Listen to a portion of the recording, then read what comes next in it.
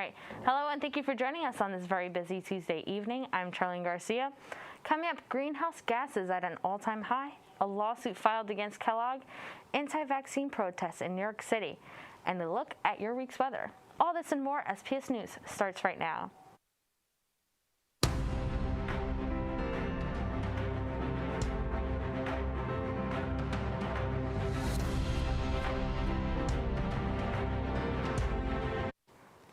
Here's what's happening around the world. COVID-19 was likely spreading around the United States and Europe before we realized it. A new study says transmission of the coronavirus was likely occurring in several areas across Europe and the United States by January 2020. Many infections could have gone undetected. The study is based on a model of COVID-19 transmission during the first wave of the pandemic. The model's findings, originally released last year, were published Monday in the journal Nature. Researchers looked at data from the continental U.S. and 30 European nations, along with information on airline transportation and other travel patterns. The model suggests that local spread of the coronavirus was happening in January and February last year, when testing for infections was limited. The researchers estimated that by early March, only 1 to 3 in 100 coronavirus infections were detected by surveillance systems. The Center for Disease Control and Prevention reported the first COVID-19 case detected in the United States on January 21, 2020. The first case confirmed in Europe was detected on January 24, 2020 in France. Moving on, a new United Nations report says greenhouse gases in the atmosphere have reached a record high. According to the world's meteorological organization's annual greenhouse gas bulletin, the concentration of carbon dioxide was 149% higher in 2020 than before widespread industrialization. The last time CO2 levels were this high was 3 to 5 million years ago, when it was up to 3 Celsius degrees warmer and water levels were up to 20 meters higher.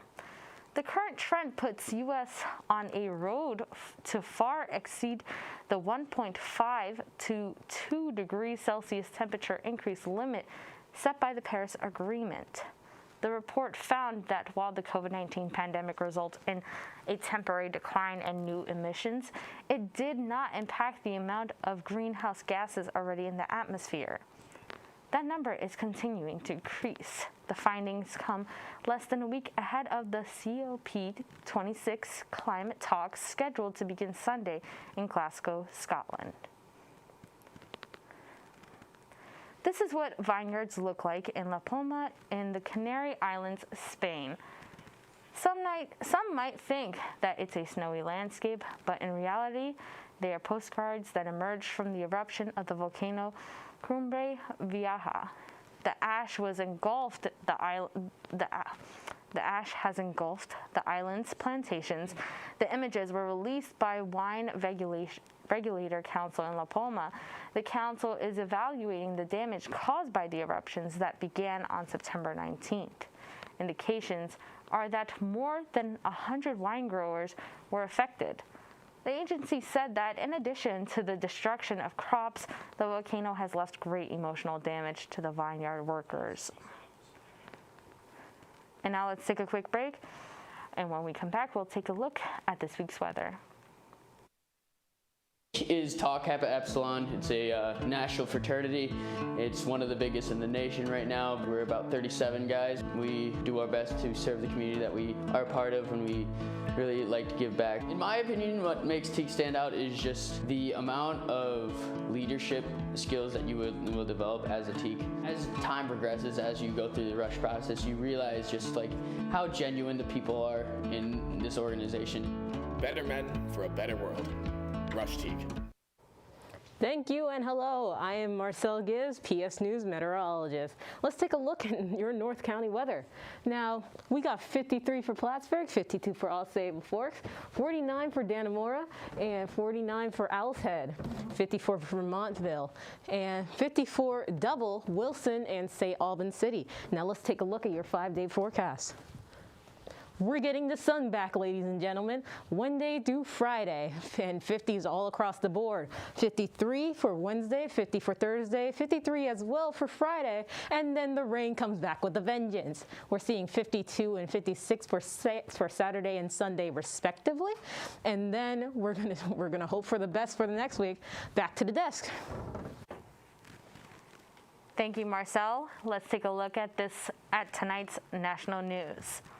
A New York woman is suing Kellogg over the fruit filling in its Pop-Tarts. The woman filed a lawsuit against the company in New York last week. According to the lawsuit, the advertising on the boxes for the strawberry Pop-Tarts are misleading because the fillings uses less strawberries than expected. The complaint says the pastry contains more pears and apples than strawberries. And the lawsuit calls for a jury trial and asks for over $5 million in damages. The lawyers representing this case are also representing an Illinois woman who sued Kellogg in August and who makes similar allegations. Kellogg has not commented on the lawsuits. Black gold is continuing its spectacular recovery. Oil topped $85 per barrel for the first time in intraday trading since 2014. That marks a 13% jump in oil prices this month alone and 120% rise since this time last year. The turnaround is remarkable for a commodity that was trading at negative prices less than 18 months ago when suppliers ran out of space to store it.